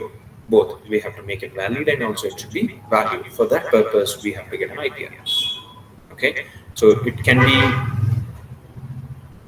resulting you in terms of money, or it can be an individual satisfaction, right? A psychological satisfaction. Both of them are possible with respect to it. For that, you have to get the IPR if you have a unique solution. Definitely for money, of course, yes, for that. At the same time, it is very important for that as well. What are the other important things that we have to speak about IPR? Why do we have to get the IPR? The other thing is that you design something and someone else makes use of it to make money. So that is where the IPR comes into picture. That is what I was speaking about. Apple designed the AirPods and someone else is using that design now to make money. Now the question is that what is the difference between them? There might be hundreds of difference. Still, there is a situation that we have to speak about. Okay, and then to avoid me too creations or to manage your loyal followers. So Apple, now it is a brand that you have. If you don't take proper actions against these kind of local products that have been coming across, it has become a brand. It is an identity that you have now. Everybody uses it now. That difference should be maintained. And then to avoid low-cost productions in the gray market. So that is what the other point that we were speaking about. So IPR makes very important, a very important parameter. And to retain the complete profit of that design, the effort to sell it. So these are the important reasons why do we have to go for IPR. I think I have a couple of last points to discuss here. I think I'm about to come to the last 5-10 minutes now. So IPR is a property with a lot of serious difficulties. You getting an IPR does not mean that you can sit quiet and people will not use it. No, it is very important for us also to make sure that nobody else is using it. There are people who can actually identify the behavior or properties just by looking at it. People can easily remake it. So we have to fight for it. So it is very important that we have to fight for it. And the other important thing in terms of IPR is we have to give our position to someone else to make money. Now I have a design, new design. If I keep it for myself, I can't make money. I have to give that to someone else. Then only I can make money. And on the other side, when advantage also we have with respect to it, that is, let's say you have, I think someone told me about it. You have a pizza with you. Now you are eating the pizza, right? So pizza was delivered by whom? Domino's. Let's say Domino's have given me a pizza. Now the pizza, even though it is commonly made in the same way, every pizza is made, but that specific unique pizza is of enormous good taste. Now, can that Domino's come and say that, no, you give me your pizza back, I have to share it across people? Can't be done because it is a physically present object, which we say it as tangible item, which I can touch, feel, taste it. Now it has been something that I have bought. I have paid money and I have taken it to my hand. Now it's me who owns it. This is my property. Okay. Now this is something that I am enjoying. Even though this is the best taste in the world, the person who is sitting next to me, the other customer, he can't have this. But an IP or an intellectual property is something that I own it. I can sell it to someone for some purpose and or some with a condition that I'm not just giving it to you only, and I can even give it to someone else. So an intellectual property has that additional advantage as well. It is not a product that has to be created as all by one, and if someone takes it and no one else can have it. can be something that you can spread. You can give it to multiple people. You can give it to multiple countries. Different products can be manufactured across all of that. So these are some of the important things that is there. And these, as I said, like if I have an IPR and if I sit quiet, I can't make use of it. I have to have a proper method to track and identify if someone else is using it without my permission, right? We have to follow it. So these are some of the important things, the problems that we may have to tackle when we are actually having a important IP. So, for example, this music played or movie played on TV or OTT. So, you would have to get the OTT to view the OTT, you would have paid some money to get that premium subscription or something like that you have. So once you have the premium and you play it on the TV and 10 people are sitting there, can that company person come and ask you that I have given you a loan, or are you playing in front of 10 people? Or music that is being played in some place and the neighboring person who is listening to it, can you say that this is my purchase and I'm listening to it? You can't listen. Can you avoid that? You can't do that. So these are some of the things which actually moves out of your hands when you're speaking about the IPR as well. So these are some of the very small examples that you have. There is one story that I have actually heard about. Let's say there is a house which is one against each other, and you have a road passing, and just in the corners of the road, one person has done one nice garden. Garden has been very properly built and maintained. You have nice flowers there, greenery is there in front of the house. Now this person has put effort in terms of building that garden, right? Now this person gets the fragrance of the flowers, good air, fresh air moves into the house, and all of those things are definitely there. And this person actually gets on the rights of consuming all of them. It could be fragrance, greenery, the good oxygen, and all of that. But the problem is, like, the opposite house will also get it. Can this person go and say that the oxygen is mine, don't breathe? The fragrance is mine, don't inhale it? Do we have that authority? To be frank, no, because naturally available one. But at the same time, government actually can give an option for this person to maintain this garden. He actually can go collect money across the neighbors, say that I will maintain this. You're gonna get good oxygen or a better environment. So I will maintain this. You pay me this much amount. This person has the right to do that, but he can't demand it. He can ask for it. This is also one thing. Newly we can learn about IPR. That is going to be legally possible that you can do so, right? The next important thing that I have is, how do you exploit IPR? Means, how do you make use of it? It's very important that do not delay if you have a new idea, right? And this is something that does not gets exhausted. You have an idea, you have thought that you've got an IP, you have got a great solution with you, an intellectual solution with you, and you can actually give it to any number of people. You can sell it to any number of people. It is not limited. You don't have to build something to give, right? That is one of the important things that you have to exploit. Then you can have multiple consumers at once, right? You have to get a quick possible, least possible benefit. At the same side, you have to make sure that you don't expose new features to anybody so easily. These are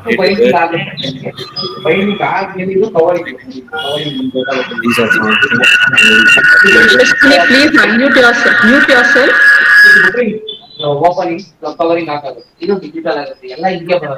Yashaswini, mute yourself.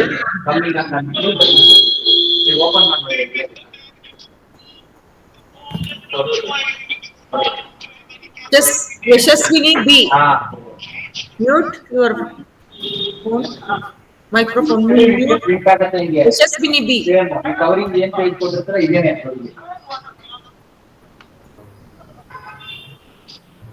Okay. So, if you have an IPR, what are all things that you can actually enjoy?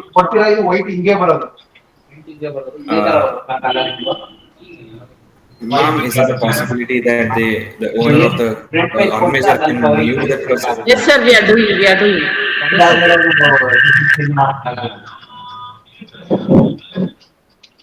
I just have another maximum 2-3 minutes, nothing else.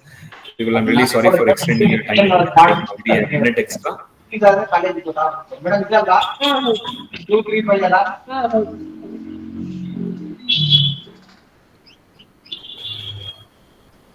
Okay. So what are the things that we can actually enjoy having an IPR? So are these? So government usually gives Shit. You're ಮಾತ್ರ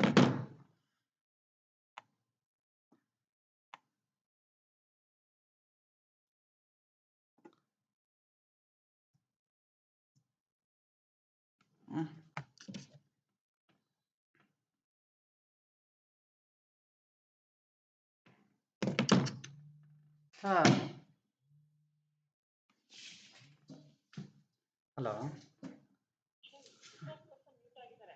ಅವ್ರಿಗೆ unmute ಮಾಡಕ್ಕೆ ಹೇಳ್ಬೇಡ ma'am. ಇಲ್ಲಿ ಒಬ್ರು ಯಾರೋ ಮಾತಾಡ್ತಿದ್ರು, ಅದಕ್ಕೆ ಎಲ್ಲರದ್ದು ಮ್ಯೂಟ್ ಆಗೋಯ್ತು. ಅಲ್ಲಿ ಯಾರೋ Yashasvini,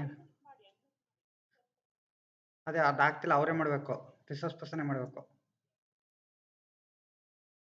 resource person resource person contact ಮಾಡಿ ಮ್ಯಾಮ್.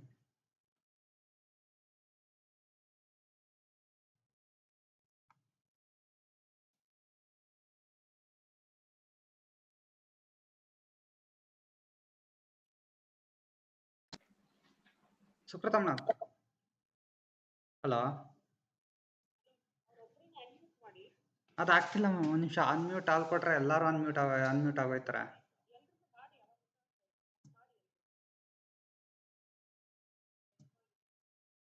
ಬರ್ತಿಲ್ಲ, ನಿಮಿಷ.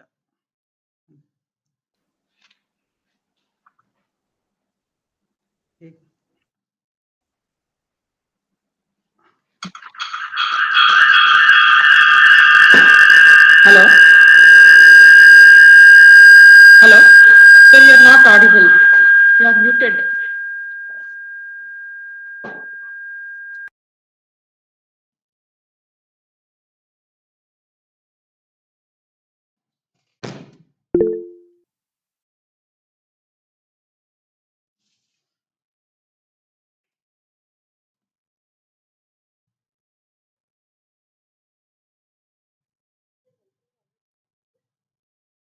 ಅಲ್ಲ ಸರ್ ಅನ್ಮ್ಯೂಟ್ ಮಾಡಬೇಕು.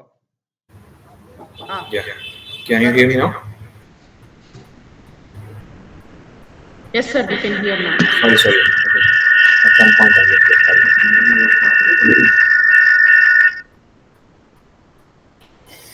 So this is the last slide that I have with respect to outcomes of IPR. So incentives to invest, I think I was speaking about that. So that is like which actually helps or encourages anybody to think about it in a new way, to do research and development in terms of investing onto it in a new way, right? That is going to be incentives to invest. The next thing is incentive to create. So that is for the newly to create it in a new way. So I have to think again, if I can have some value out of what I'm thinking, definitely people are going to be happy to rethink, redesign, and come up with new designs and all of that. And finally, that you have is the incentive to disclose and disseminate, that actually helps someone to publish it, because you can, you're sure that others are not going to copy it because you have the rights with you. So that is where you're going to publish it. An idea is kept as an idea means that idea does not have a value. So the idea should be implemented very properly, and then it has to be brought into the market commercially or, or personally, either the way. So unless it is brought out, it will not be valuable. So these are some of the outcomes that we have with respect to IPR. So with this, I think I conclude. Thank you so much for being the patient listeners. And if you have any questions or any clarifications you have, please do feel free to ask me. Thank you so much. If any participants are having any questions, please they can unmute themselves and ask questions. Or else you can also post your doubt in the chat box.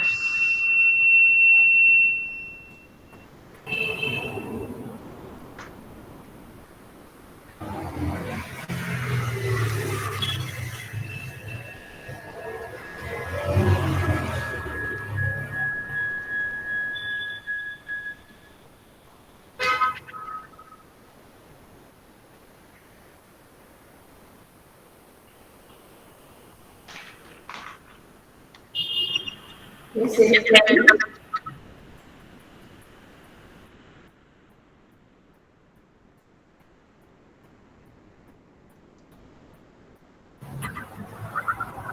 Thank you so much, ma'am, for the feedback. One question. what impact this has IPR has and latest technologies like artificial intelligence or biotechnology like that, what implications it has?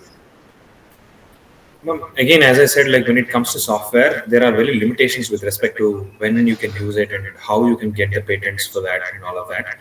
The first important thing is that if suppose the AI or it could be biotechnology, robotics or AI, whatever that we are speaking about, if that technology is very much relevant with respect to a specific outcome, it might be a product or you have a scientific solution that actually you have with it, then only it is allowed for you to go and get the IPR. Or else in a regular combination, if you're speaking about a common machine learning language, machine learning solution that you're using for solving a regular solution or making something more efficient, which is already there, would not be, allowed you to, will not be allowed to get the IPR. So mostly, uh, I would say about 80 to 85% of the software solutions are not entitled for IPR. Sir, I have a question. Yes, ma'am. What is the difference between patent design, patent filed, and patent published? Patent, see, these are nothing but they are very specific to with respect to the stages that you have. Each of the stage will have respective roles to play. So the moment that you are planning to get one patent filed, the first thing that comes into picture is patent search we speak about. So you have to be IP search or patent search, we say that you have to be sure that yours is a new idea, because I might be thinking that I have designed it for the first time, but who knows, the other person would be thinking about it way before that. Most of the situation that this happens, I don't know how many of you have felt it. I have felt it many a times. uh, I think about one small creative thoughts, because I do short movies and all of that. So I think about one small story and I think about creating it and making it a movie or a short movie. And sometimes when I'm looking at some videos in the social media and all of that, I would have not discussed with anybody. It is there in my mind only. But after a week or a month or two, I sometimes look at it and I see that it is being, done by someone else. It might not be from this country, sometimes from a different country altogether. So these stages, whatever you have, if suppose you're there in the stage of patent design or draft, and then to file and then getting it approved or patent given. So these three stages, unless you are achieving to the last stage, these three stages are not going to be considered as you are the owner. But why do we want those three stages? The other two stages is because when did you start putting this file up is very important. The day that you file the patent is going to be the effective date. Even though, let's say that I filed a patent today, and the same idea, same solution, you file the patent tomorrow. If that goes with respect to the process, I'll be the owner and you will not be the owner. So those are the stages in which has their own values, and in each of the stages there are different parameters that are going to be checked or verified. Only then the final stage of patent will be handed over to any of the individual owner. That's all.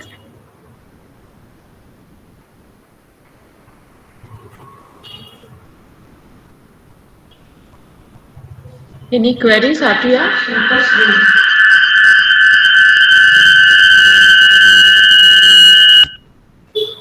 No, ma'am. I request all participants to come online for a photo session. Please unmute your video.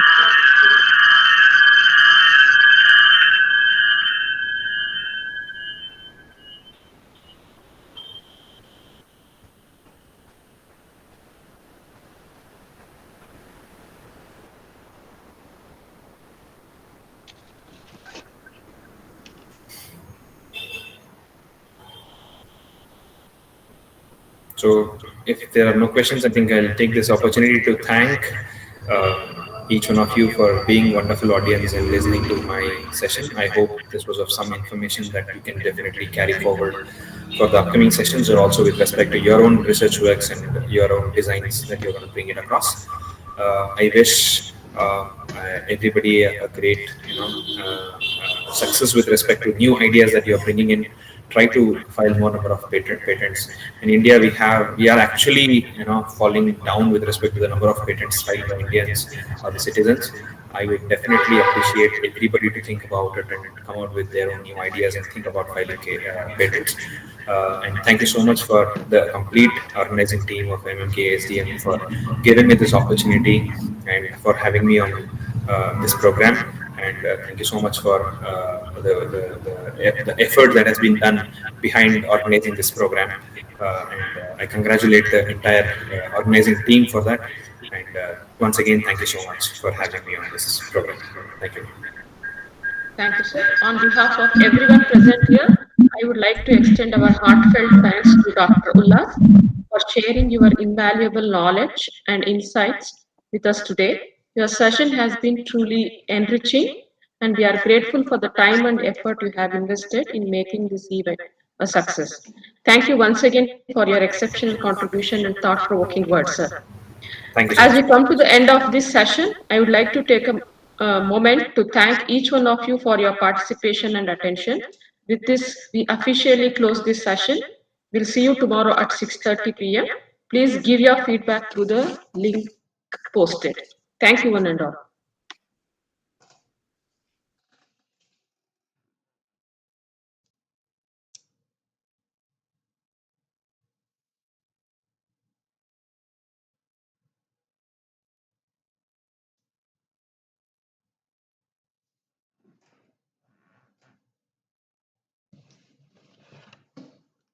Close ಮಾಡಿದ್ರೆ ಏನು?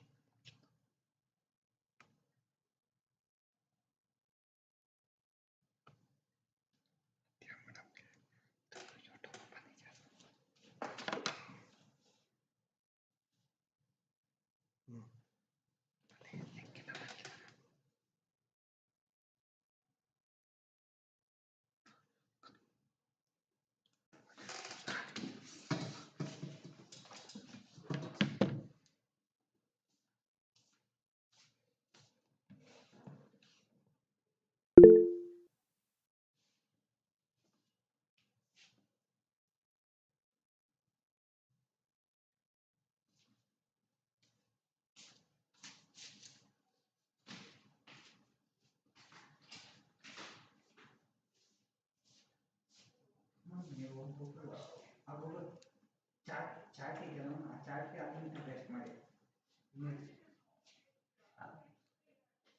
ಚಾಟಲ್ಲಿ ಇಲ್ಲ ಯಾವ್ದು ಹಾಕಿದ್ರೆ Google ಮೀಟ YouTube ಇನ್ನಷ್ಟೇ post ಮಾಡಿ ನಾವು ಅದರಲ್ಲಿ ಮಾಡಿ chat ಹಾಕಿ ಅಲ್ಲ ಅಲ್ಲ ನೀವು ಏನಾಗಲ್ಲ ಚಾಟ್ ಹಾಕಿ ಬರುತ್ತೆ ಓಕೆ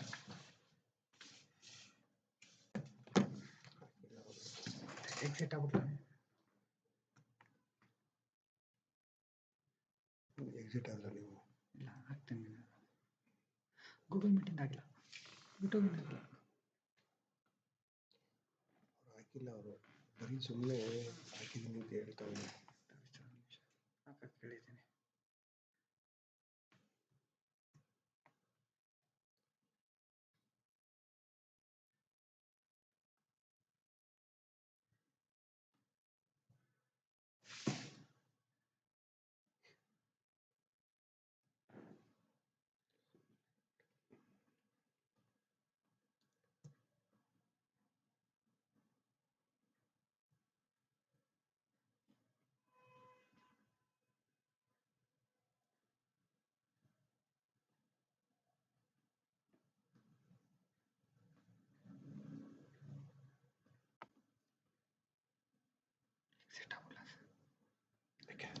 ಎಕ್ಸಿಟ್ ಆಗಲ್ಲ ಇಲ್ಲ ಲೈವ್ ಸ್ಟ್ರೀಮಿಂಗ್ ಸ್ಟಾಪ್ ಮಾಡ್ಬಿಡ್ತೀನಿ